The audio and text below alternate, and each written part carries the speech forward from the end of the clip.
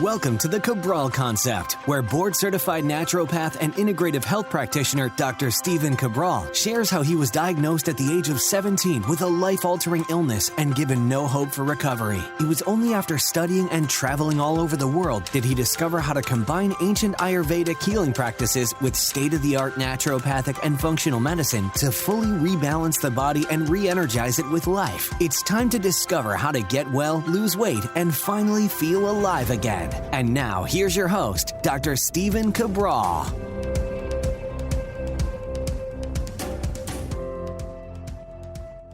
Welcome back, everyone. Great to be here with you. Love being able to share my Saturdays, at least Saturday mornings, if you're tuning in when the show goes live with you. Today's episode is 2395. So if you want to follow along with the questions that have been written in, head on over to stephencabral.com/podcasts, or more specifically, stephencabral.com/2395 for all of today's show notes and questions.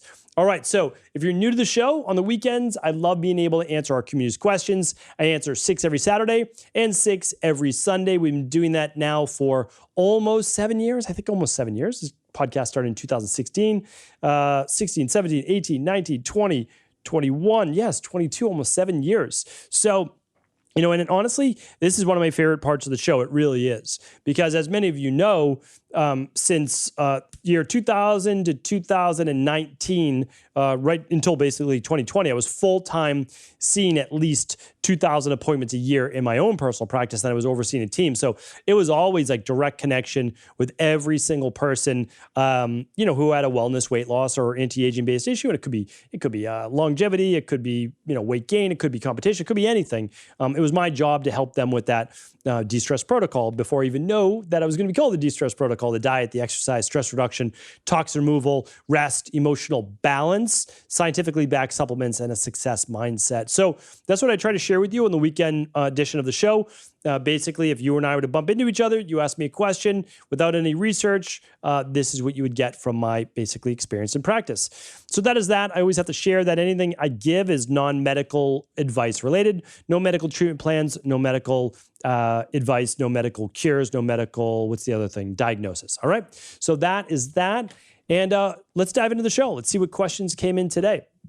Do remember, we're running about 12 weeks behind on questions just because we have so many questions come in. It's about 12 weeks in the queue. So the first one's from Larissa. Larissa says, I've had a Morton's Neuroma in my foot for about 7 years. I tried alcohol injections, acupuncture, cryo surgery, all giving some relief, but ultimately the pain comes back.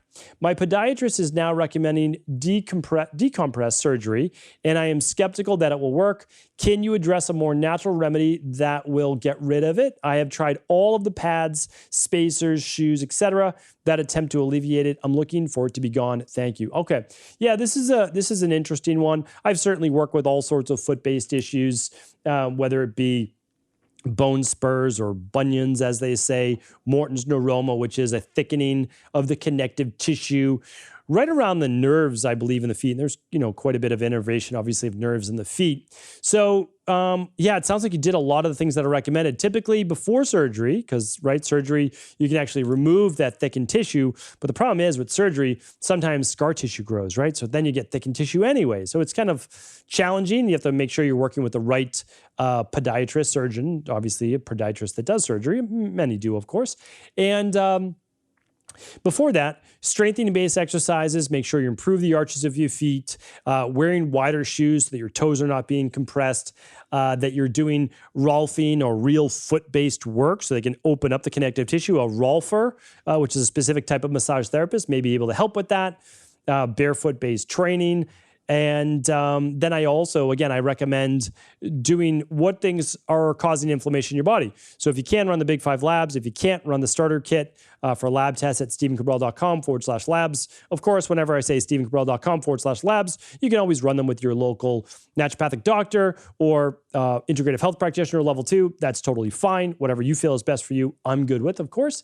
And then I would work on whatever the ailment is. So like daily foundational protocol level 2 or level 3, and then adding in proteolytic enzymes first thing in the morning and before bed or just in the morning, 2 to 4 capsules. The new proteolytic enzymes should be out by now at Equilife. You can find them at stevencabral.com/shop, and then just type in proteolytic, which is just PROTEOLYTIC inside the search box. All right. So hopefully that's going to help. All right. Before you have to go to surgery. Emily's up next. Hello, thanks for all your work at helping people become a healthier self and healthier world. My daughter is about to turn 3. She's been having pellets or harder balls for bowel movements.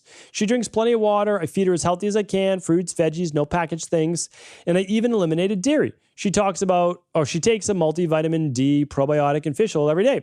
She wasn't a premature birth. She was a vaginal birth and was breastfed 15 months. She has a little belly, but I always thought it was her age. You know how it looks when the belly gets bloated.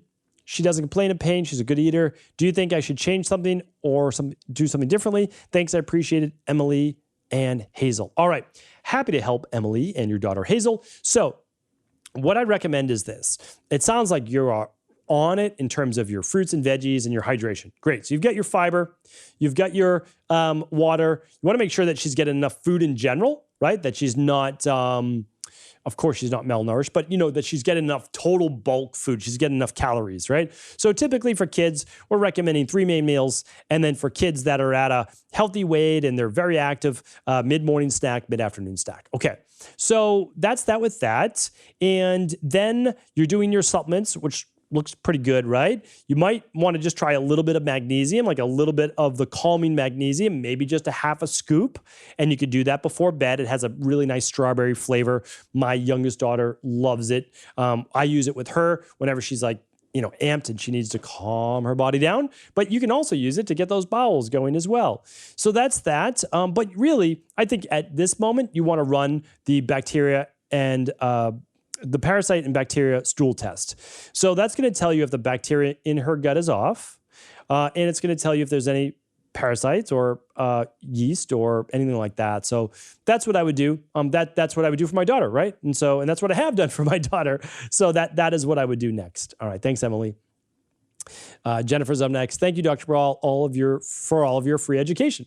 My pleasure, Jennifer. Thank you. My husband and I recently stopped drinking coffee and any caffeine to prepare for your 7-day detox. My husband was drinking upwards around 8 to 12 cups of coffee every day. Now he's drinking none and feeling good despite being extremely tired. He has no energy by late afternoon and feels like sleeping at work after several hours. I'm wondering if his adrenal system needs some sort of supplement to aid in functionality. Thank you for your time. Great question. And yeah, going from 8 to 12 cups, think about it. Average cup of coffee, well, the average 12-ounce cup of coffee is 145 milligrams, right? Average Starbucks cup of coffee is 272 milligrams. So let's just say math here is 200. Your husband was taking in 1,600 to 2,000 milligrams of caffeine per day. Your safe intake is 200 to 300 milligrams typically. So this is a lot of caffeine. So yes, coming off all of that quickly can absolutely lead to fatigue, no doubt about it. But I'm glad that he's feeling better despite that because, of course, what's he doing? Well, improving his nervous system, healthy levels of inflammation, hormones, sleep, and so much more. So what do we do, though, just to make sure he has enough energy? Okay, so for one, we could do, and again, you don't need to go back to coffee. But you could do a half organic decaf, half regular after breakfast in the morning. Check out my shows on why to have it after breakfast, never before. And that may be enough. But here's what we want to do. Adrenal-wise, we want to use adrenal energy support. So don't use the coffee yet or the caffeine. Let's try for natural energy. Let's do the DNS smoothie in the morning. Let's do the daily fruit and vegetable blend upon waking with some water, maybe a little sea salt, maybe a little lime or lemon in there too if he wants. Really nice right there for a little natural Gatorade with electrolytes. And then let's do the adrenal energy support at breakfast with the smoothie. All right. And let's do 2 capsules at breakfast and let's do 2 capsules at lunch. Let's see how that goes. Okay. That has the licorice root in it, the rhodiola. Might get a lot of great benefit. Many people do. And I don't see why your husband would be any different. All right. So let's do that and let us know how it goes. Okay.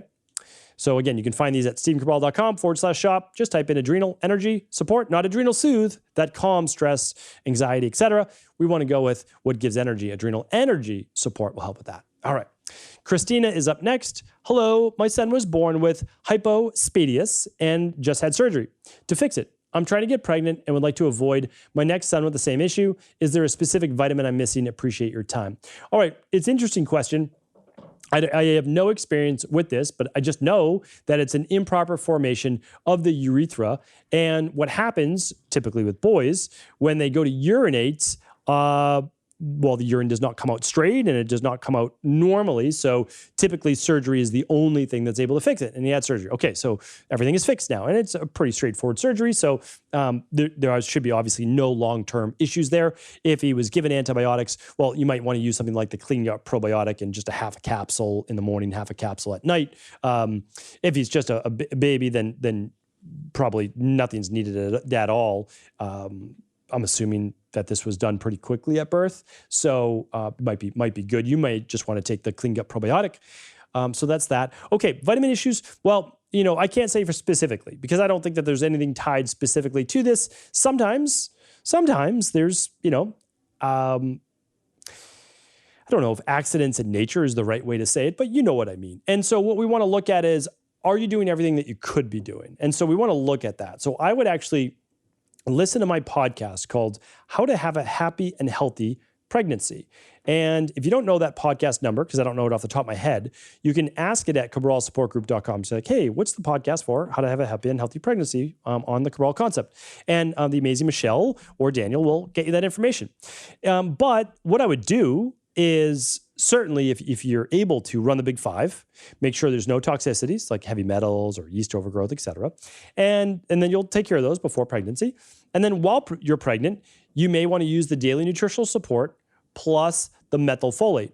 And if you do that, you're getting all of your healthy B vitamins, your full multi in that, and you're getting your folate.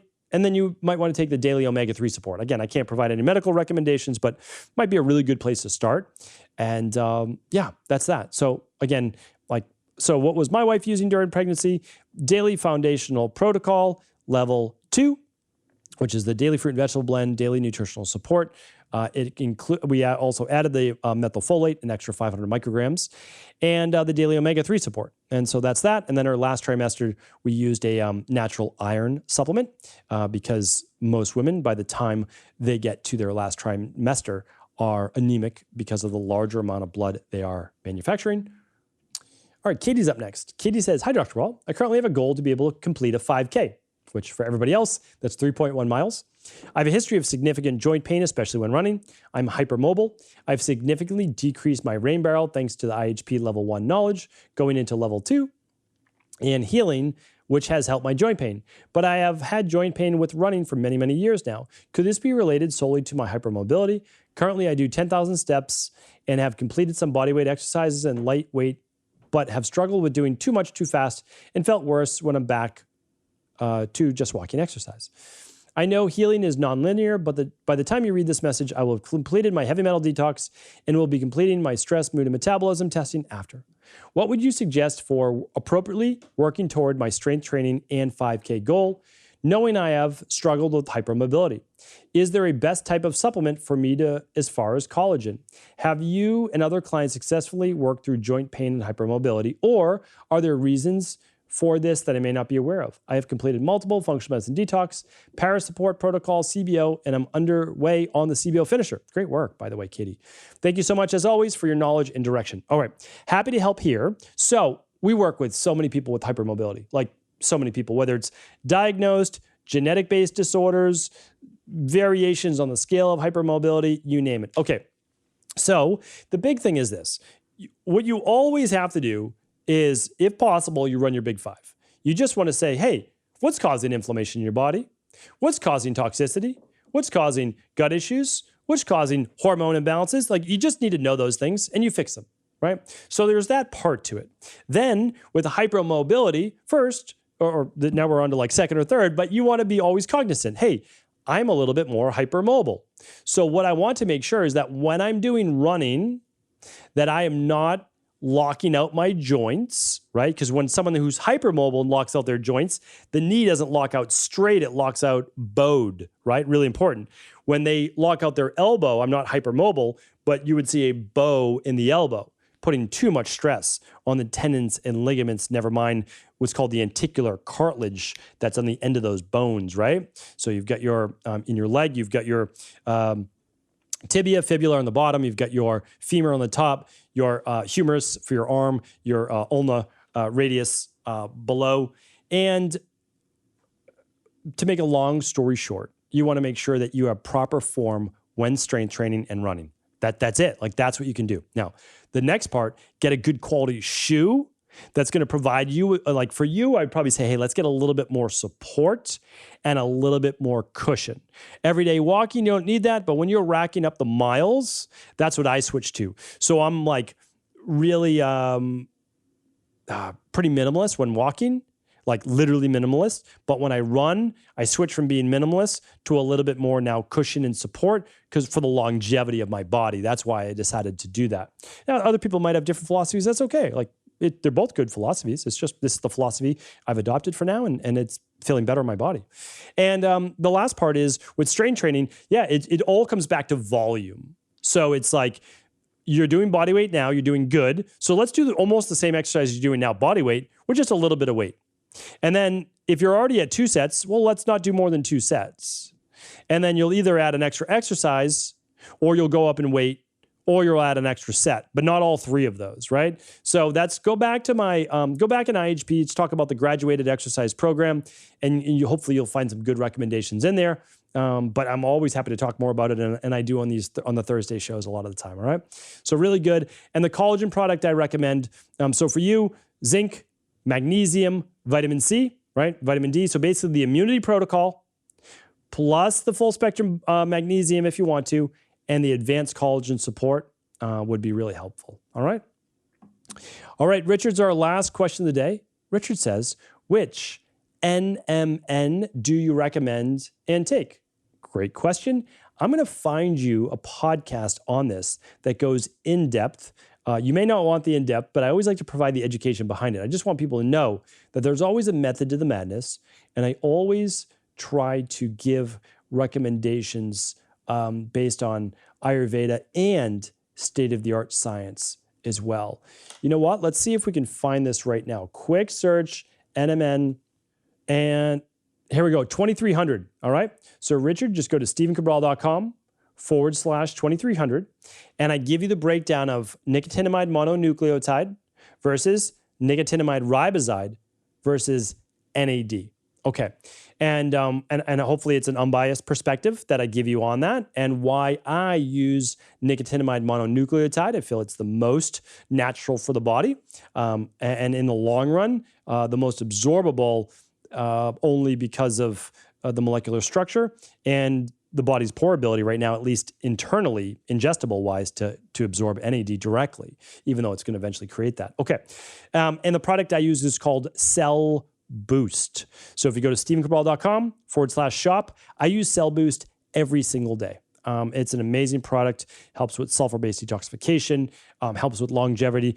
To me, it's the most complete product out there, because for the same price as NMN, you can actually get transresveratrol, quercetin. One of my favorites is astragalus. I talk about that like all the time. I think it's like one of the key mitochondrial products that people are missing out on. So that's all inside of Cell Boost. It's one of my favorite products, like ever favorite products. I love that product. I love Hispro, but I use Hispro because of my background with Th2 immune dominance and allergies and all that. So that's why I love that product. So, all right, great questions today. Of course, I expect nothing less from our community. I'll be back tomorrow answering more of our community's questions. Take care, everyone. Have an amazing rest of the weekend.